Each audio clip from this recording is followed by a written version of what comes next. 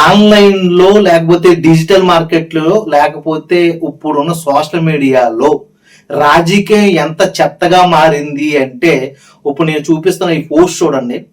Telangana cockroach లేకపోతే Palakollu cockroach లేకపోతే Kukkadapalli cockroach అంటూ ఒక సైట్లు పెట్టడం, ఆ సైట్లో ఓ పవన్ కళ్యాణ్ గారినో, ఓ కేటీఆర్ గారినో, చంద్రబాబు నాయుడు గారినో, చివరికి రేవంత్ రెడ్డి గారినో తిట్టిస్తూ ఒక వీడియోలు పెట్టడం. ఈ చేస్తుంది ఎవరో తెలుసా? నిజమైన కాక్రోచ్లు కాదు, నిజమైన కాక్రోచ్లుగా పిలువబడి వ్యక్తులు కాదు.